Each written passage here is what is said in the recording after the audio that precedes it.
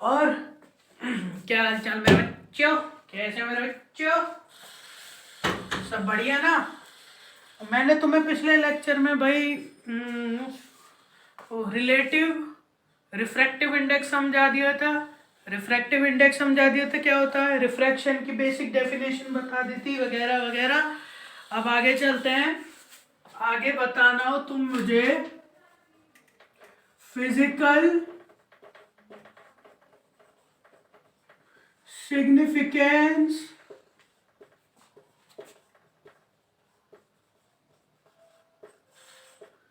Of refractive index.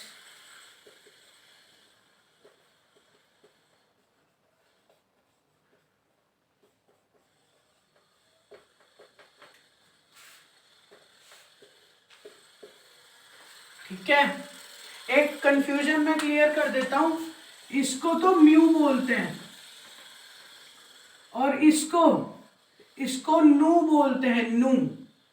इसको नू बोलते हैं, इसको म्यू बोलते हैं। क्या है, मेरे को इसको भी न्यू बोलने की आदत है, इसलिए पिछले वीडियो में गड़बड़ हो गई थी थोड़ी सी, तो ये कंफ्यूज मत हो ना। इसको म्यू बोलते हैं, इसको नू बोलते हैं। ठीक है, फ्रीक्वेंसी वाले को नू बोलते हैं। ठीक है, चलो आगे चलो। पहला फिजिकल सिग्निफिकेंस बताना है भाई अब तुम्हें मैंने, तो क्या हो सकते हैं। ठीक है, तो मैं बताऊं, it is the value which defines in which direction will the refracted ray will be bend। क्या मतलब हुआ इसका मतलब ये हुआ कि भाई जो म्यू है ये हमको वो बताता है कि कौन सी डायरेक्शन में रिफ्रैक्टेड रे बेंड करेगी। मतलब मैंने तुम्हें बताया था, अगर जो दूसरा मीडियम होगा अगर वो डेंसर होगा तो रिफ्रैक्टेड रे नॉर्मल की तरफ बेंड कर जाएगी, और अगर रेयरर होगा तो रेयरर में वो away from the normal bend कर जाएगी। समझ आया कि नहीं। ठीक है, अब एक और डेफिनेशन टाइप भी है दूसरी, तो कि refractive index is the ratio between the speed of light in vacuum divided by speed of light in medium। जो तुम्हें मैंने रिलेशन बताया था, याद करो पिछले वीडियो में, जिसने नोट करा होगा पढ़ा होगा भाई उसको तो याद रहेगा। ये मैंने तुम्हें बताया था पिछले वीडियो में। ठीक है, आया समझ में, नहीं आया। ठीक है, इतना नोट करो भाई, फिर आगे चलते हैं।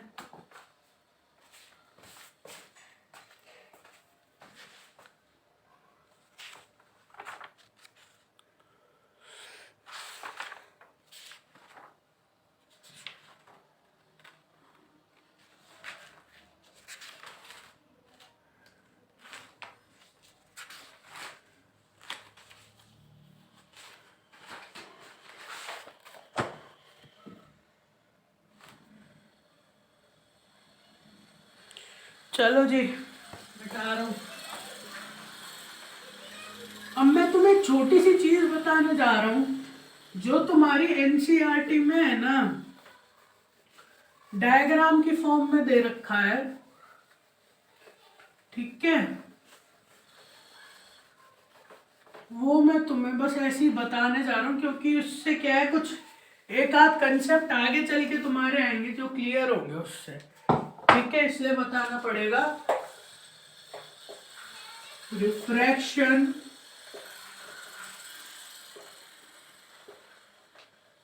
Through glass slab.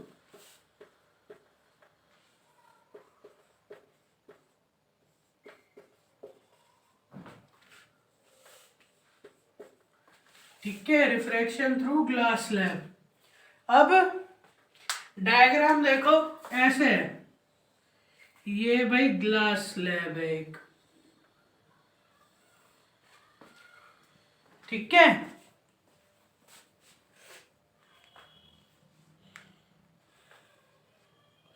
अब भाई थोड़ा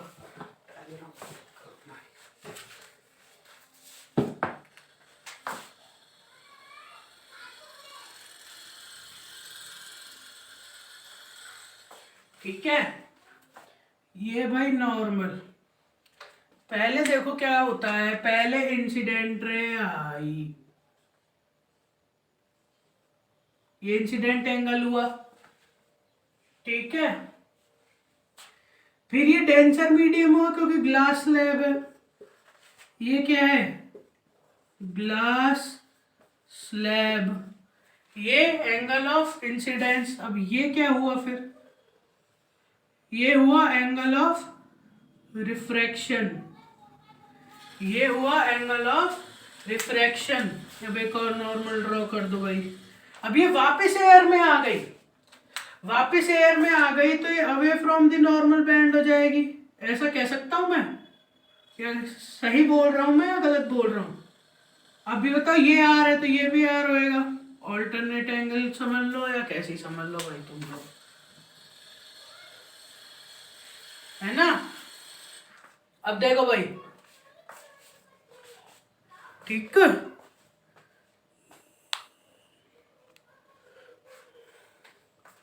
ना। अब इसको है ना, तुम ऐसे देखो,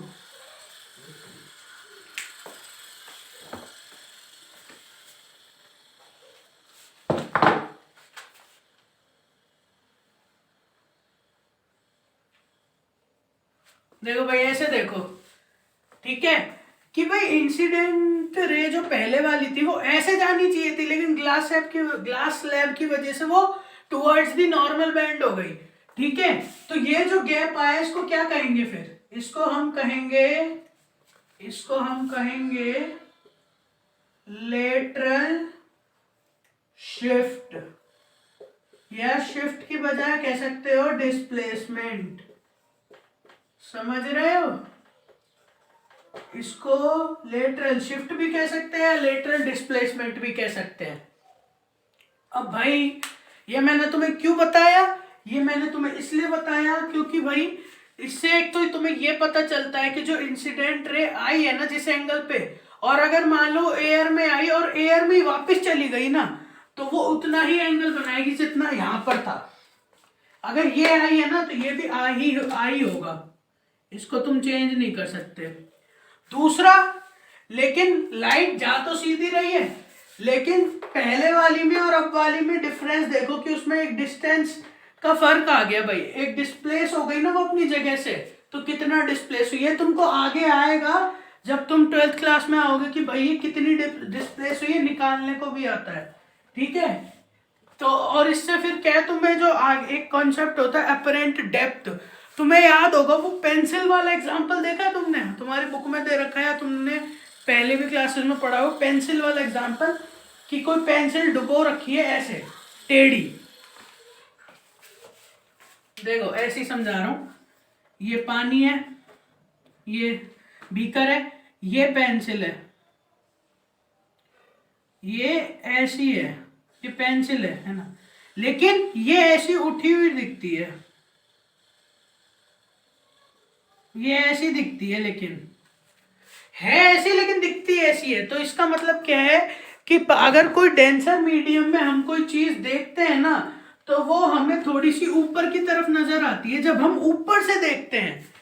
कोई डेंसर मीडियम में अगर मान लो कोई चीज आ रखी है और हम उसको ऊपर से देखेंगे ना, तो हमको वो ऊपर ज्यादा ऊपर नजर आएगी। जैसे मान लो तुमने कभी गौर करा होगा किसी ने कि जैसे हम बाल्टी में जो पानी होता है बाल्टी में जब पानी डालते हैं भाई, उस पानी को तुम देखना, जो उसका बॉटम होएगा वो हमें हमेशा उठा हुआ नजर आएगा, हमें लगेगा कि बाल्टी कम भरी हुई है, जबकि ऐसा नहीं है। वो अपेरेंट डेप्थ की वजह से जो बॉटम है वो ज्यादा ऊपर नजर आता है। ये तुम खुद चाहे चेक कर सकते हो, जहां बॉटम होगा, जितना ज्यादा पानी डाल रखा होगा ना, तुम्हें उतना ही ज्यादा लगेगा कि भाई ये उतना ही ऊपर है।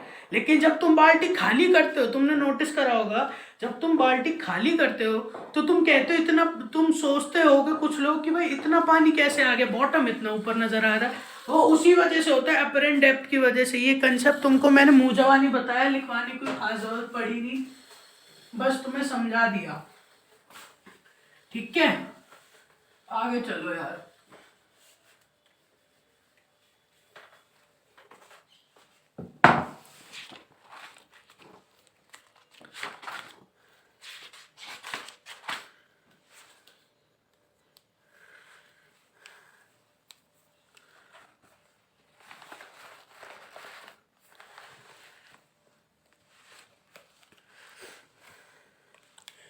देखो भाई, स्फेरिकल लेंसेज देखो, ऐसे तो मैं तुम्हें डेफिनेशन बता दी थी, फिर देख लो एक बार, कोई खास वो है नहीं।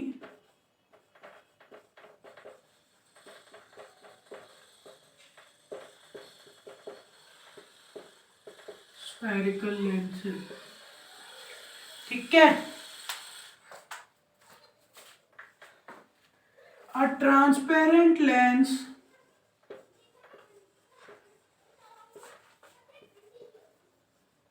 which is bounded by two spherical sides or one plane side, etc. ठीक है, जैसे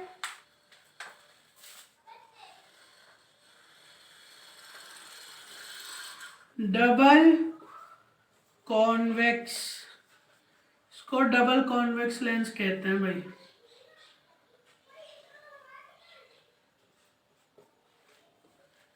अरे यार,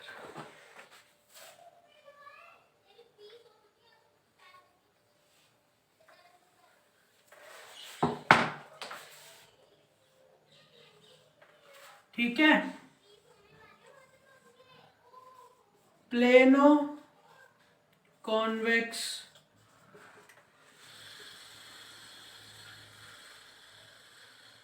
कॉनकेवो कॉन्वेक्स, ठीक है। ऐसे ही बहुत नाम दे सकते हो तुम, और ये एक होता ही है अपना, ये वाला भी तुम जानते होगे, कॉनकेव या डबल कॉनकेव, कुछ भी कह लो, ये कॉनकेव, ठीक है। इतना समझ आया भाई या नहीं आया? कुछ खास तो है नहीं इसमें जो मैं तुम्हें समझाऊं। अब ऐसे ही तुम्हें प्लेनो कॉनकेव करना है तो एक साइड प्लेन कर दो, वो प्लेनो कॉनकेव हो जाएगा, ठीक है। अब मैं तुम्हें क्या बताऊं,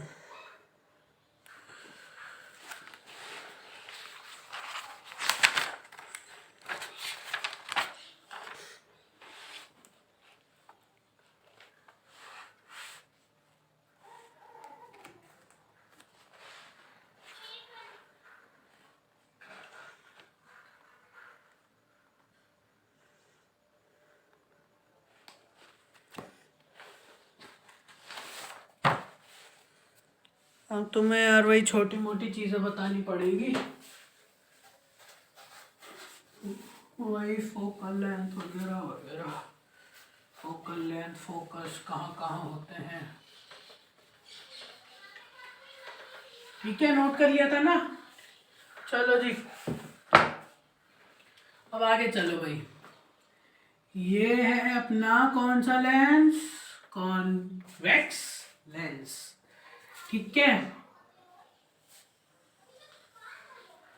ये है तुम्हारी प्रिंसिपल एक्सिस, ठीक है, ये तुम्हारा क्या है, ओ। ओ मतलब ऑप्टिकल सेंटर। क्या है ये, ऑप्टिकल सेंटर। ऑप्टिकल सेंटर आया कि नहीं समझ में, या नहीं आया? ऐसे इसमें समझ। वैसे देखो तुम्हें प्रिंसिपल एक्सिस और ऑप्टिकल सेंटर निकालना भी सिखाएंगे, मैंने इसलिए नहीं बताया क्योंकि जरूरत नहीं है, तो वैसे आगे तुम्हें बड़ी क्लास में बता ही देंगे भाई। ठीक है, बाकी तुम देख ही लेना भाई। ठीक है, अब तुम एक बात बताओ मुझे भाई, क्या ये लेंस जो है कॉन्वेक्स लेंस, इसमें फोकस कहां होगा? सोच के बताओ, सोच के बताओ, फोकस कहां होगा? तुम कहोगे यहां होगा या यहां होगा। भाई दोनों ही जगह होगा। क्यों? क्योंकि भाई तुम खुद सोचो, तुम खुद सोचो कि भाई ये दो स्फेरिकल सर्किल से लिए हुए हैं, दो स्फेरिकल सर्किल से लिए हुए हैं। खुद सोचो, एक इसको पूरा करो, दो बनेंगे, दोनों को पूरा करो, दो स्फेरिकल सर्कल बनेंगे। ठीक है, दो स्फेरिकल सर्कल बनेंगे, तो तुम मुझे बताओ, तो क्या दो सेंटर ऑफ कर्वेचर होंगे क्या? जी हाँ, बिल्कुल होंगे। इसको मैं C1 नाम दे रहा हूं, सेंटर ऑफ कर्वेचर 1। ठीक है, इसको मैं नाम दे रहा हूं C2। जहां पे भी आएगा मैं तो एक रफ ले रहा हूं। ठीक है, इसको तुम कहना COC2, इसको तुम कहना COC2। अब फोकस कहाँ होंगे? अब फोकस भी दो होंगे, है ना, तो फोकस आधे पे होएगा। फोकस कहां पर होएगा? आधे पे होएगा भाई, तो कोई कर दो, है ना, फोकस आधे पे होएगा। अब बताओ इसमें कोई दिक्कत है क्या किसी को? क्या मैं गलत थोड़ा ना बोल रहा था भाई? तुम एक बात बताओ, ये दो स्फेरिकल मिरर से ही तो लेके बने हैं, ये दो स्फेरिकल सर्कल से, तभी तो ये बनेगा, वरना तुम बताओ कैसे काटोगे? ठीक है, तभी तो दो स्फेरिकल साइड ऑब्टेन होंगी। अब मैं तुम्हें वैसे भी फोकस फाइंड करना बता देता हूँ भाई, जैसा हमने कॉन्वेक्स या कॉनकेव मिरर में देखा था, बिल्कुल वैसे ही मैं इनमें भी बता देता हूँ भाई। ये कौन सा है? Convex lens, O P A. ठीक है, अब मान लो लाइट आ रही है इन्फिनिटी से, इस पे पड़ गई,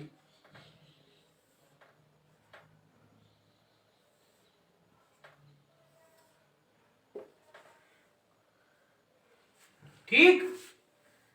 अब भाई एक बात बताओ, तुमने पढ़ रखा होगा, तुमने पढ़ रखा होगा कि भाई ये कहां, ये क्या मतलब,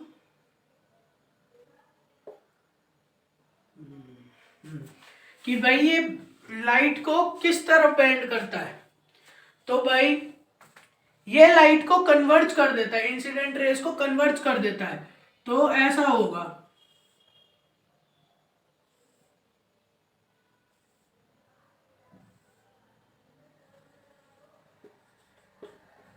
इसको F2 कह दो, F1 कह दो, कोई बात नहीं है। ठीक है, तो अब तुमने यहाँ पे भी यहाँ पे देखा कि भाई ये यहाँ पे कन्वर्ज करा रहा है और रियलिटी में कन्वर्ज हो रहा है। तुम खुद देख लो, रियलिटी में जो रिफ्लेक्टेड रे है वो कन्वर्ज हो रही है एक ही पॉइंट पे, तो इसको फोकस कह दूंगा और इसको क्या कहूंगा? फोकल लेंथ, या F2 भी कह दो, कोई बात नहीं है, दोनों सेम ही होंगे भाई। ये दोनों तभी सेम होंगे, F1 और F2 O से सेम डिस्टेंस पे तभी होंगे जब ये दोनों साइड है ना सेम सर्किल की होंगी, मतलब सेम रेडियस वाले सर्किल की होंगी। वैसे तुम्हें ये सब जानने की जरूरत नहीं है, बस इतना अभी तुम्हें ऐसे ही ध्यान रख लो कि भाई दोनों सेम ही होगी, क्योंकि तुम कंफ्यूज हो गए कि दोनों साइड के अलग अलग कैसे हो सकते हैं। ठीक है, तो तुम वो सब भूल जाओ, दोनों की सेम ही होगी। ठीक है, अब भाई मैं तुम्हें कॉन्वेक्स में बता दिया, कॉनकेव में तुम मुझे बताओ। अगर ये वाला क्या, अगर ये वाला भाई रियलिटी में कन्वर्ट कराता है तो ये वाला कैसे कराएगा मुझे बताओ तुम।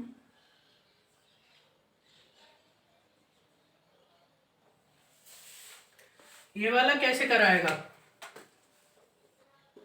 ये कॉनकेव है, कॉनकेव लेंस है, बताओ मुझे। ये कॉनकेव लेंस है। याद करो कॉनकेव जो मिरर था ना उसमें तो रियलिटी में रेज रिफ्लेक्टेड रेज जो रियलिटी में टच हो रही थी, लेकिन कॉनकेव लेंस में उल्टा है, इसमें रियलिटी में नहीं होगी। ये देखो,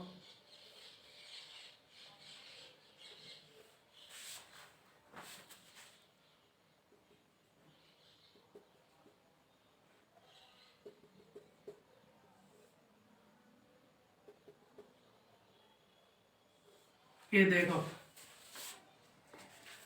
ये कहां away from the principal axis bend कर गई है ना।